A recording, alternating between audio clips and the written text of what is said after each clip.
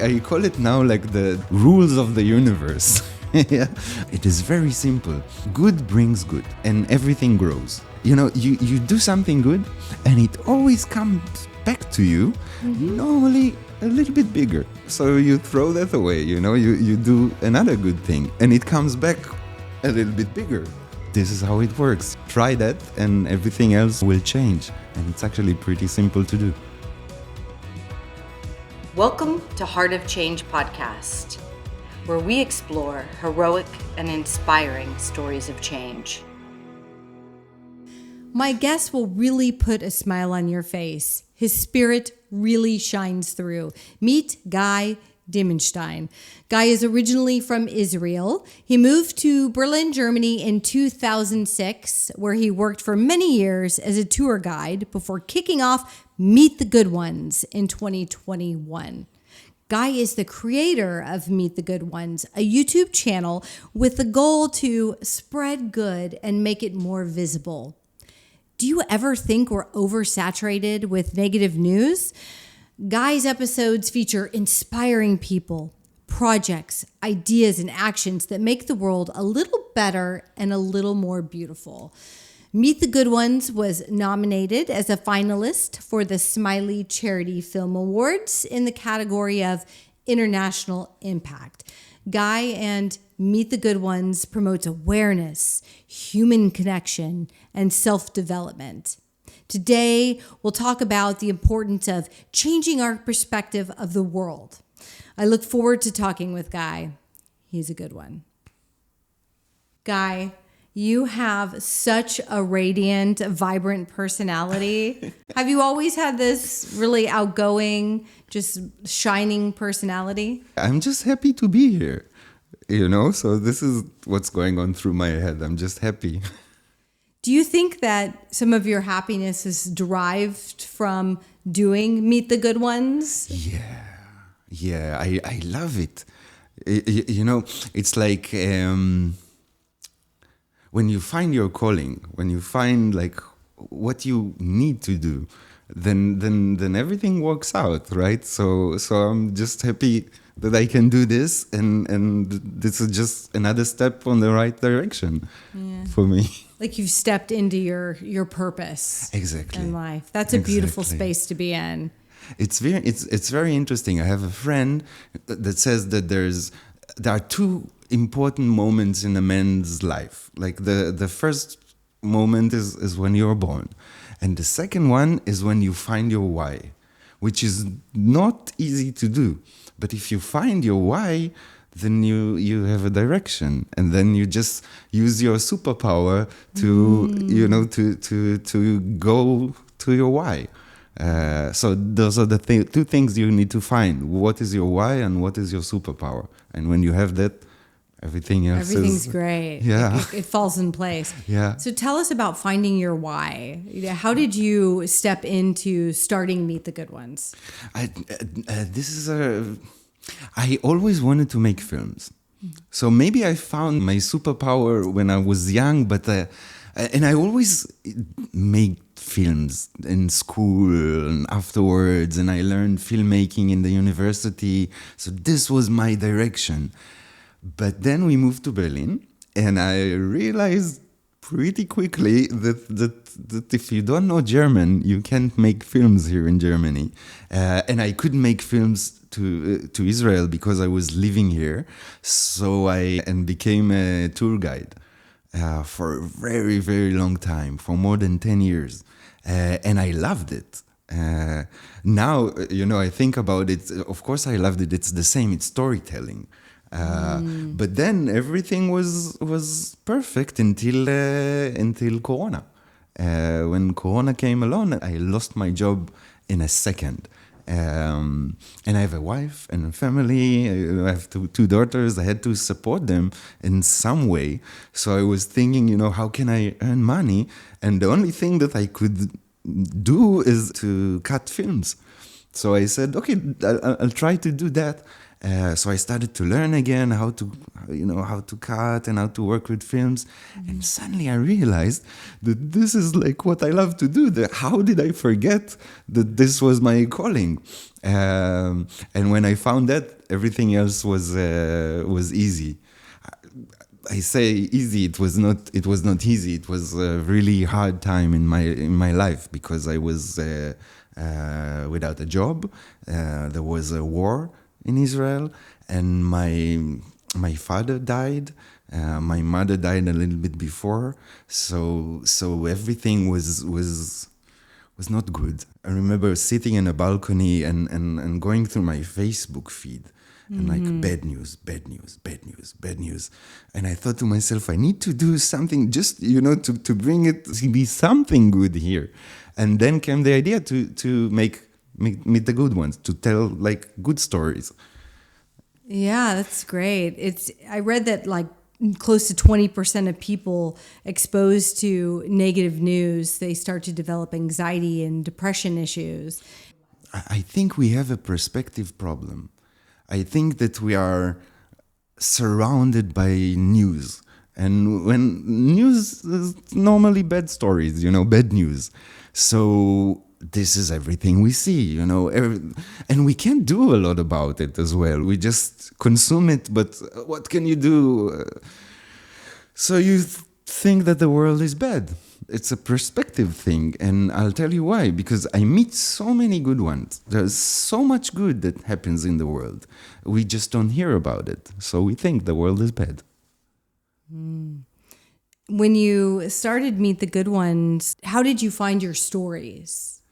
The beginning was hard because I was calling people and saying, "Hello, I'm a YouTuber. I want to make a film about you." "Oh, nice! How many subscribers do you have?" And I'm like, 20, including my grandmother. It's just like it's hard. Now it's easier because people come to me and there's like a waiting list of good ones that would love to have a film about them.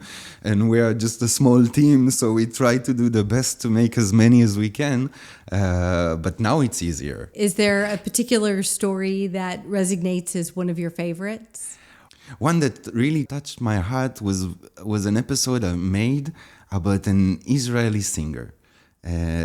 His name is Yehuda Poliker, and he was my mother's favorite artist. She was like a 16-year-old around him. And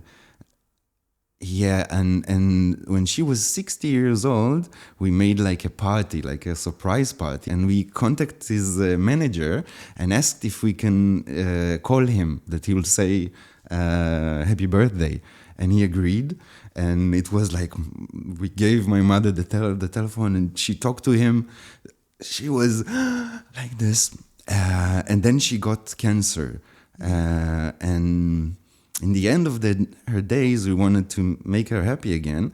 And we asked him if he can, say something. And he sent her a video where he just sings for her. And I think it was like the last happy moment in her life. When she died, on that day, he had a concert right near the cemetery. So you could hear his concert on her first night underground. So it was, their lives were a little bit connected. And I wanted to tell him thank you. And he came to a show in Berlin, and another good one helped me go out, backstage and talk to him. And I wanted to talk to him, but I couldn't. I just started crying, and he held me, and I can still remember the feel. He touched me so much. This was a very emotional episode for me.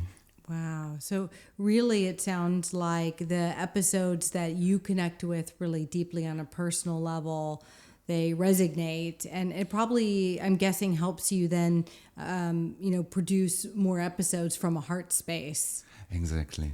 I would love to tell everything.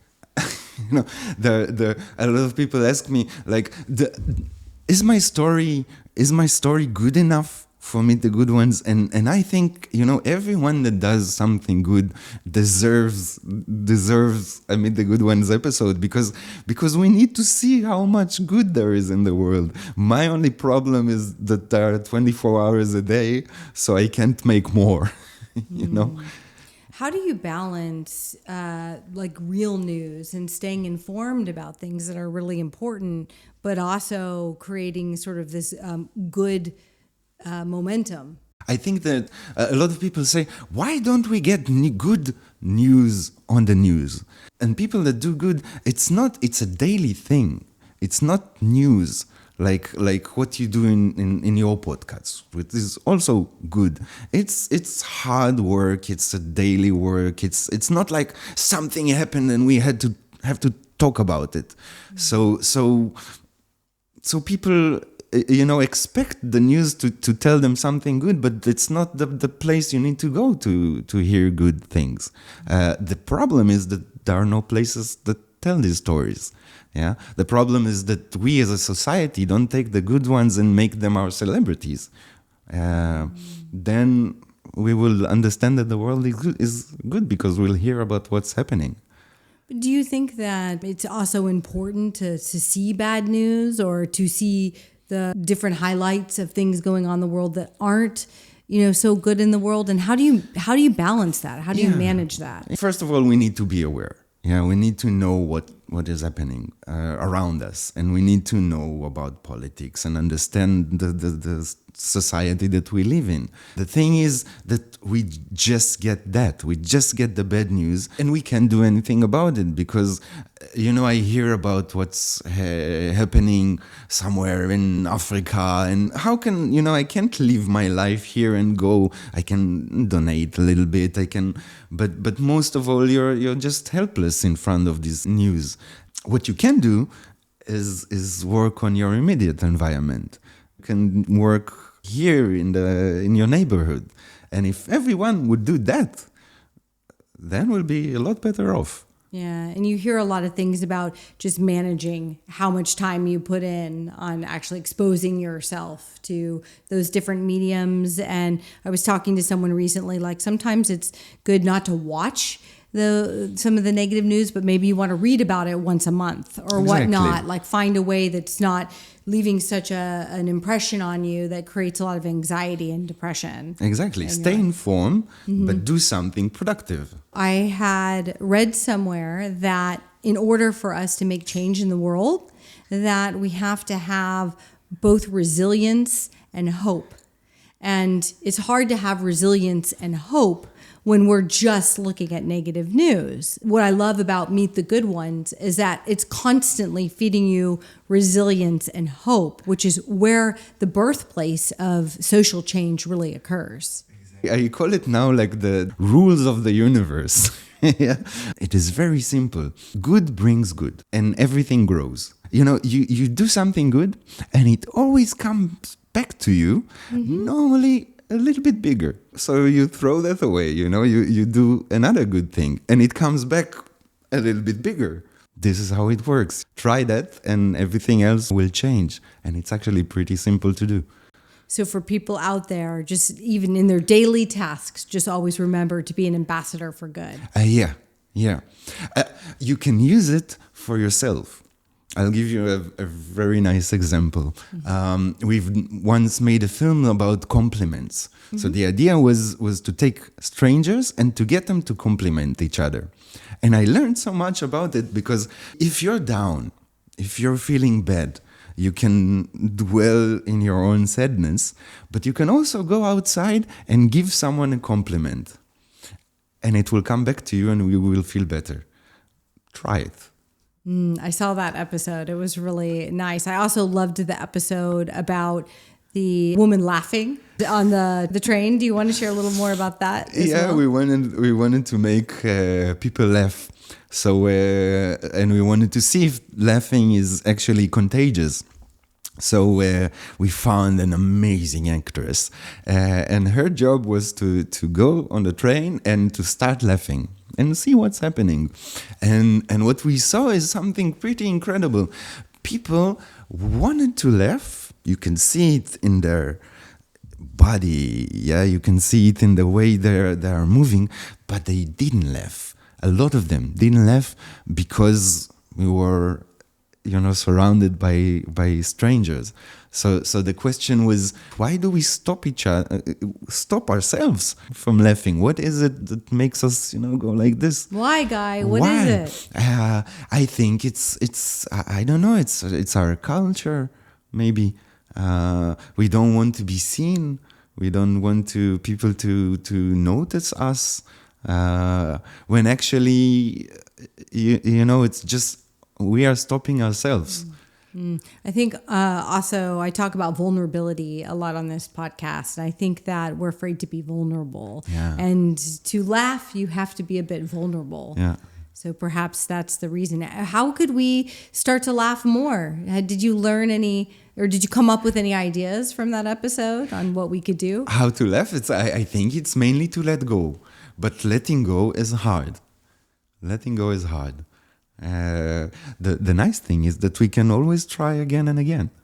A lot of your episodes were about, interactions with other people and society and sustainability, about social projects. Do you want to share a little bit more about sort of the categories that are really important to you? Yes, this is the most, I think, important part of Meet the Good Ones. The idea is to be, it started as a stage for good ones. Because nobody hears their stories, I thought, okay, then I will be the place where I tell their stories. And small NGOs have a very big problem. They are doing what they're doing, but there's not enough time to do your thing and to do publicity and Instagram and Facebook, and it's a lot of work. So they don't know how to do it, or they don't have the time or capacity to do it, and especially not the budget to do it.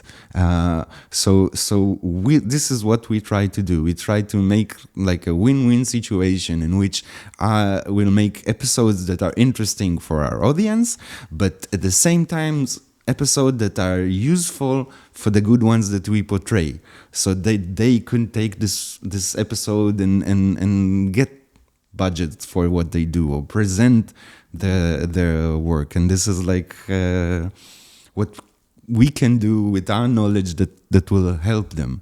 So most of the episodes are just talking about normal people like you and me that just do something, that helps, something that supports someone, and we just tell those stories. Yeah, it's interesting too, because I had a previous episode where we were talking about how organizations or a collective of people, it becomes its own living organism. And that living organism is like a web. So you were saying good spreads good, and then the collaboration increases, and it kind of like the whole organism that is your, whatever it is, your community or your city that you live in, it becomes thriving. Exactly. And it's not just the society, it's you, the good one, that is doing it. And this is like the interesting part about it. I met a lot of good ones. Yeah, we have like 100 episodes in our channel, and the amazing thing is that every one of them, even though they work in totally different fields, have one thing in common. And the common thing is that they are all fulfilled. Yeah. So when they go to do their work, it's not like looking at the time and okay, now it's 6 o'clock, I can go home. It's like, it's almost 6 o'clock. How much can I do in the time that I have? So the meaning of the word work changes. Yeah, it's not negative, it's positive. You want to do it. You get something back from it. You're touching on something that's very interesting to me, which is the concept of work, or even just in our daily lives, feeling fulfilled and stepping into that why, as you were mentioning. A lot of people, they want to step into that. They're seeking that. They're on the journey to finding that. Do you have any advice? Like, are there any small steps or tips that people can take to start stepping into their why and feeling that way? I think the why it may take time to find it, even though we deep inside we know it, because there's something that moves you, and it could be it's different for every one of us, and this is why it's good. Everyone has a different why, but if you start with your superpower, if you start with understanding what are you doing good, what makes you happy, what moves you, then you start to collaborate a little bit, like, and find your why direction. Like for me, I know I realized that my superpower is creating. I'm a creator. Give me a camera and I will make a film. But I also like to bake. It's also creating. But when I create, I'm really happy. I like when there's an idea somewhere, in there, and in the end, it's something that we can feel, that we can see, that it's there. This is like what moves me. So for me, every time that I make an episode, I start with an idea, and in the end, there's an episode, and this makes me happy. Maybe you find something that you can do that makes you feel good, and then you say, okay, and I can use this to do this because this moves me. And then you find your direction. Yeah. I think it's okay. If you haven't quite found your why, you may be just in the preparation stage of like stepping into that why as well. You never know. You Life never is know. Always a surprise. It is. And I think that's fun too, is the process of stepping into the why. You have to, if you wake up every day and you're not happy, you don't want to go to work. You don't want. Then okay, there's a red light bulb that says, okay, look for something else. It doesn't have to be. Maybe your work is okay. Maybe it can be something that you do outside your work in your free time. It doesn't matter. It doesn't have to be your work, but something that moves you. And it can be something small, I see a lot of good ones. When we think about people that do good, you say, okay, they have time, they have resources. How can I do it in the 4 hours that I have? But everyone can find a thing. I just made an episode about someone that what he's doing. He's taking seeds from one place and putting it somewhere else where there's no plants.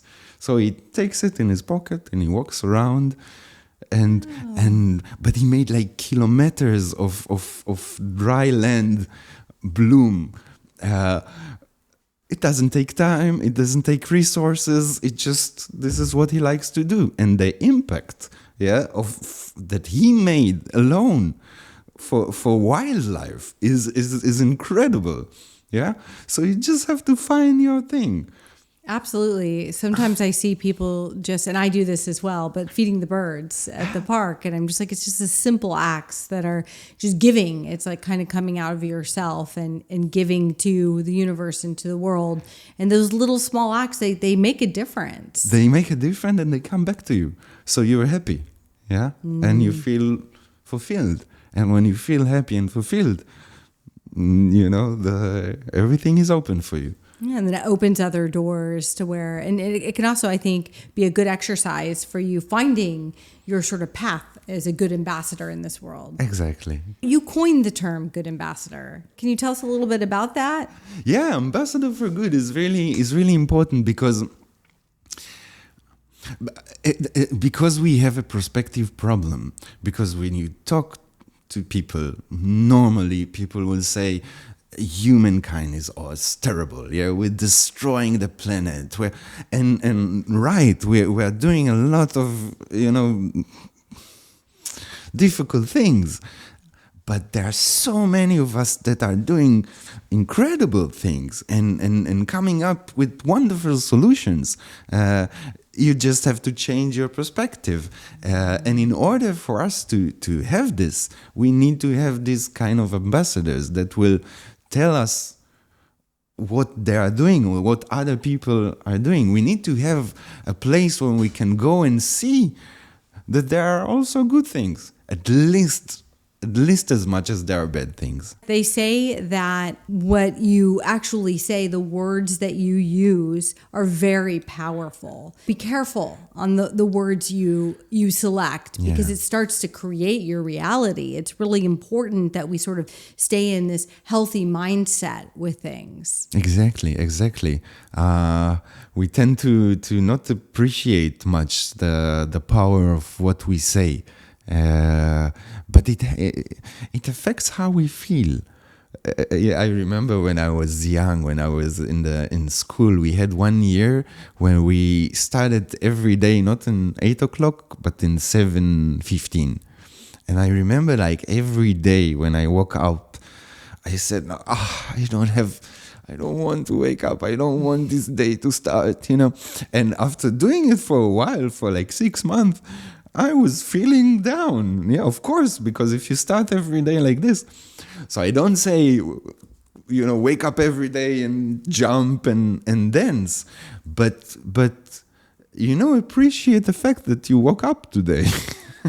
Yeah, say thank you and move on. And your starting point is better for the day if you do that. Mm-hmm. Yeah, they say do like a gratitude prayer or gratitude kind of mantra in the mornings to get you started. Trying to not use terms like it will change the energy or your the universe, because I know that not a lot of people or not everyone connects to that, but everybody has.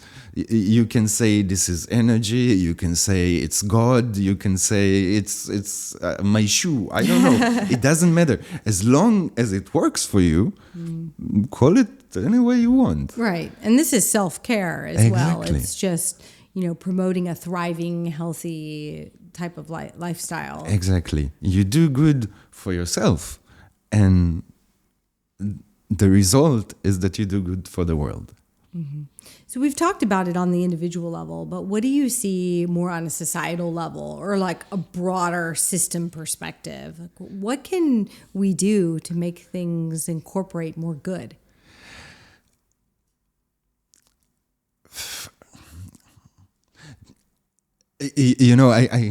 I stopped because when you ask this kind of question, you come from the perspective that there is not enough good. And the thing that I have learned in my time at Meet the Good Ones is that there is an incredible amount of people that do good. What we can do, I think, is to talk about them and maybe, even join them. So you don't know if your neighbor is, maybe he's doing something. Start in your immediate environment. Like I have a very good friend, and when she was in the time of Corona, a lot of people ordered food home, and her whole street was filled with food and trash, and she was so crazy. So she wrote a message to the people of her neighborhood. I'm starting to clean up the street. If you want, come. And she put a little bit of music on and started to clean the street. And 20 people came from the street, and they started to clean together. So afterwards they said, okay, let's meet next week on Friday, and suddenly there were 60 people there, and now she has this massive organization. They call it the Lita Pika, and they meet every Friday. They make a party. There's like music and lights in the, in the winter when it's dark, and it's like a party of cleaning things. The important thing is not just cleaning, is to show all the neighbors that they're doing it. So every week there have more and more people. They made so many cleanups in Berlin. Just a simple action. I love that. It's celebrating the good. Exactly. I just want to take it back for a moment. Clarified for me that we don't want the question to come from a place of lack, that it's almost like a windshield wiper. We want to wipe away all of the things that are in the way of us seeing all the good that is around us. So basically come from a place of gain and start being aware of the good in your surroundings. It's something that's implanted in our heads. Yeah, it's like, think about, people for thousands of years living in the savannah. Yeah, when your brain has to concentrate on something, it's more important to look around for where is there a lion somewhere that can eat me. You have to concentrate. Your brain is wired to look for the bad things so that you'll stay safe. If there's more grass here or more grass there, it's not so important for the brain for surviving. So we are wired to look for the bad stuff, and we ignore the good things. It was back then. It was maybe really important, but we have to be aware that this is how we work in order to see the reality as it is. It's a bias. Yes, it's so true. I didn't think about that. It's from a primal perspective that we've been wired that way. But I do see a huge shift in us being heart-centered with, even with our minds kind of thinking about where our heart is standing and how connected we are to others. Have you seen this as well? How can you a little bit? Just more people like communicating from a heart space, like having their messages or what they're doing come from like a heart space discussion. Yeah, there are so many stories like of exactly like this. But I'll tell you one story that touched my heart. It was in Israel. I shot it in Israel. A woman. Her daughter died from cancer. She was 12, if I remember correctly, and she didn't know what to do with all the pain. Yeah, how can you deal with such a thing? And her idea was to create a present room in the hospital. So she made a small NGO, and people donate money, and she buys presents. And the doctors in the hospital, when they go and make like a difficult test with the children, they have to examine something and it's uncomfortable. They can always go to the present room, take a present and bring it to the children. Mm-hmm. And the impact that this woman has, because it's working now for a couple of years, is incredible. So she took this pain that she had, mm-hmm. and transformed it to. She touched so many people's lives. She talks about it in the episode. How can you take this kind of thing, and if she can take this kind of thing and turn it to such an incredible thing, mm-hmm. think about what you can do with your sadness. Yeah, right. It's so transformative. And I think instead of looking at things as sort of good and bad, or even black and white, that we have more of this rainbow or these several shades when we look at things. I mean, really, I think the word pain, or that talking about pain, is really just an invitation for transformation, and something really, really good can come out of that. So I always look at it as what am I to learn? What am I to bring into the world that is good from this feeling? Yeah, you just go out and do something good. I always talk about your immediate surroundings, because this is where you can really have an impact that is, I say now, measurable. Yeah, you can see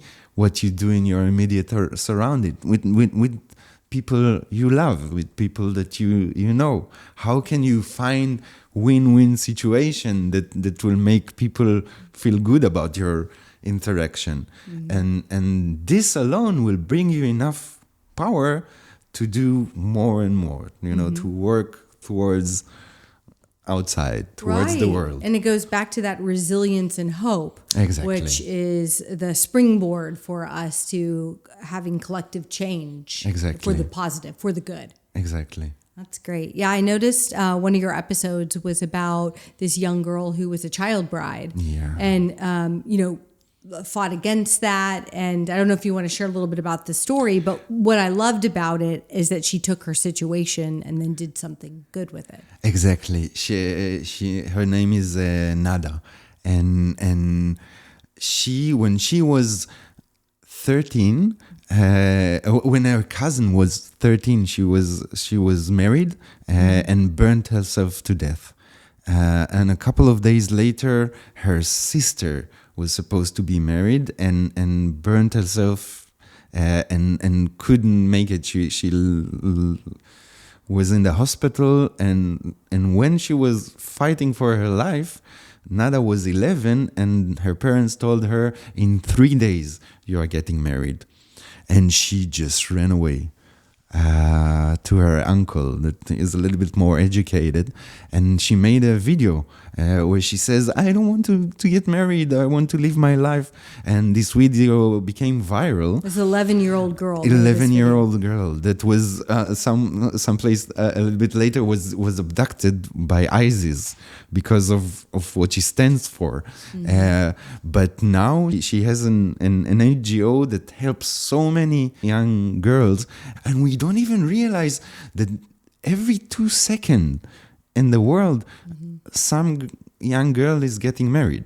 So the numbers are inconceivable. Yeah. She's doing it by awareness, education, teaching these girls English so they could make a video if they want and talk to the world.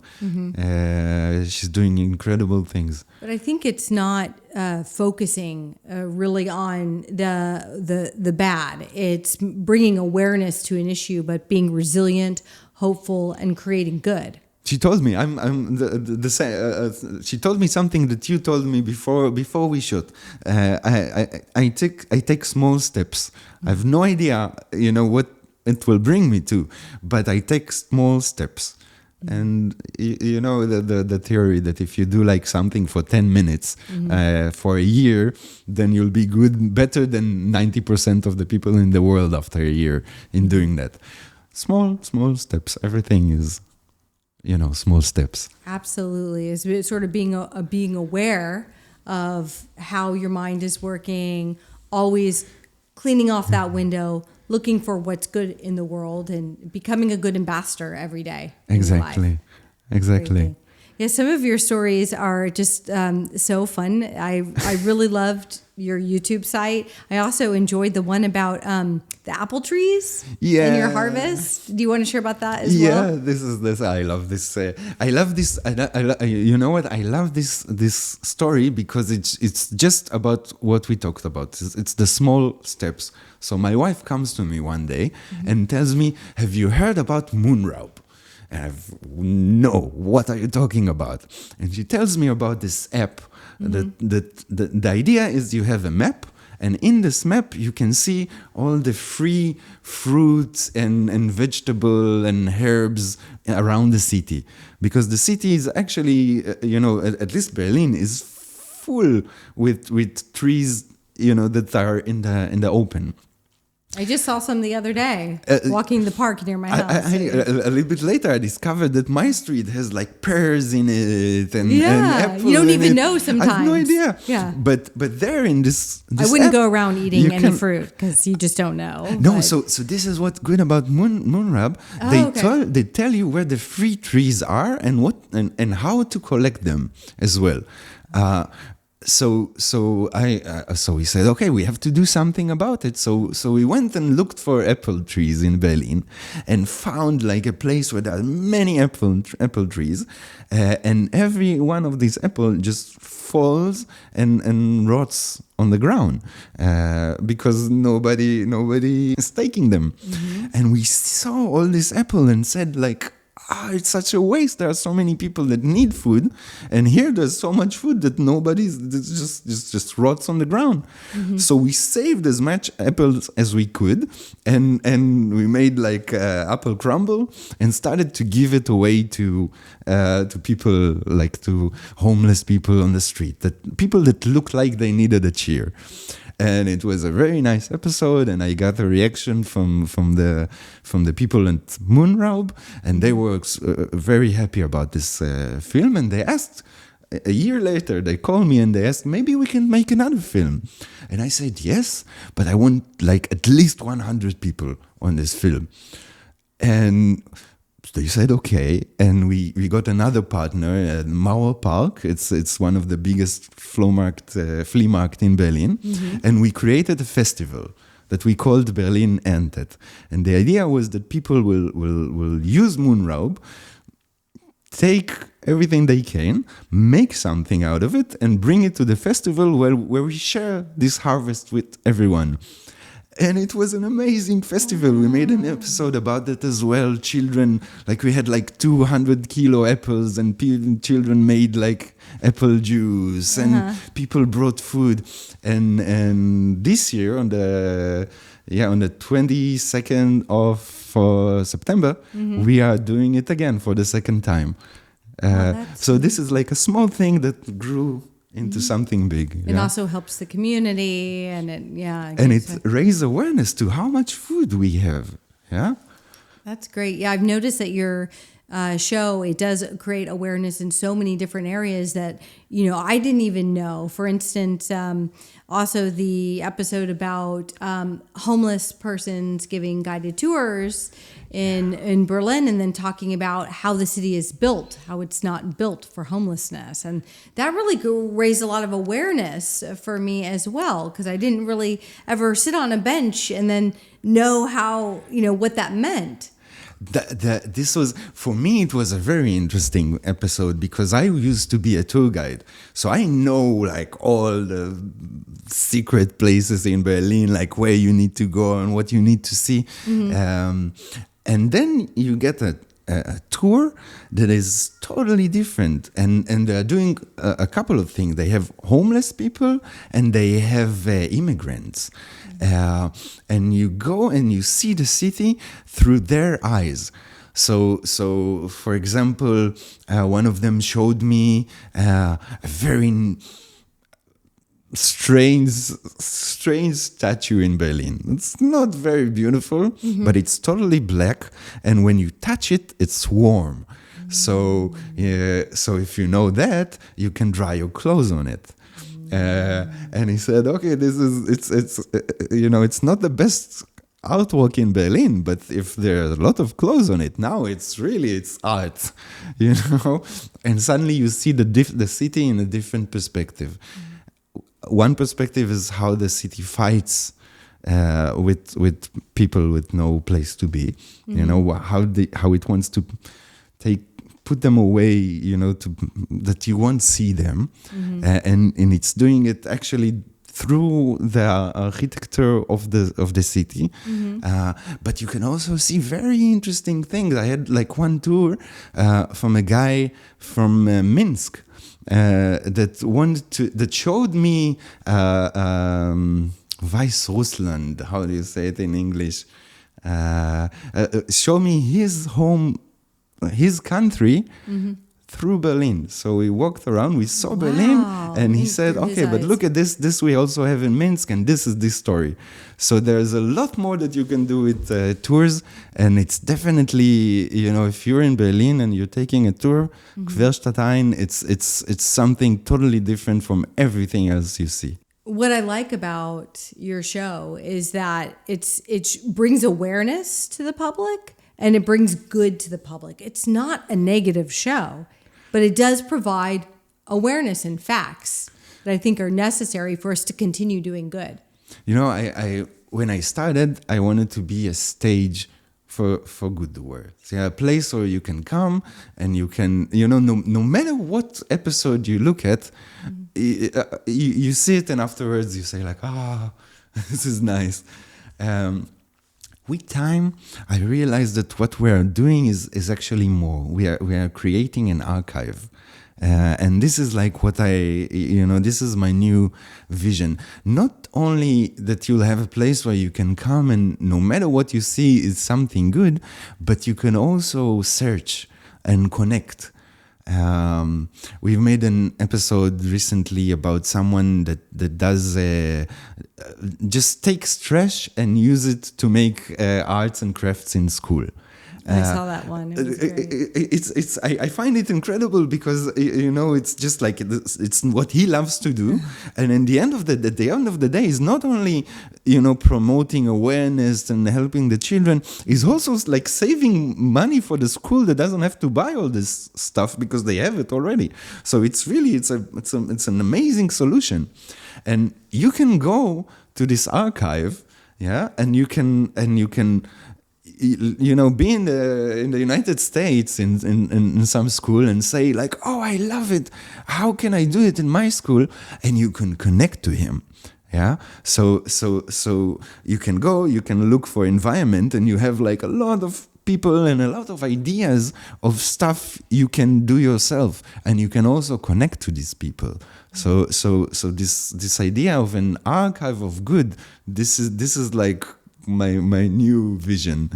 And I think seeing other people do good things in such simple ways is very inspiring to other people. They're like, hey, if they can do something like that, I can do something like that too. That's not too hard. Exactly. People like you and me, you know, it's not like we're not looking for heroes, there's not like someone that is really special and this is why he or her are doing it. It can be every one of us. Just do like the thing you like to do, and throw your good in it, and it will come back, and everyone will be happy. Yeah. So, if you were to give a word of advice for the do-gooders in the world and the do-gooders to come, like what would it be? Like, how can we support the mission of Meet the Good Ones? I first of all, go watch. Go to our YouTube channel and watch what we're doing. And if you like what we're doing, subscribe because it's really we're doing it. We're doing it just we are all volunteers, and we need to find a way to make this channel sustainable. What we need is support. Any way of supporting us, not just financial ideas, podcasts. Spread the word. Spread the word and spread the good. Yeah. Thank you so much, Guy, for sitting down today. I definitely feel so inspired, and it's just been joyful meeting you and learning a lot about what you do, and you make such a great impact. So thank you for all the good you do and your time today. Thank you for having me and for what you do as well. Great. To all the good ambassadors out there, I hope you enjoyed my conversation with Guy today. Be sure to check out Meet the Good Ones on YouTube, and be sure to like and subscribe to Heart of Change. I'd love to sit down with more wonderful people with great stories of change.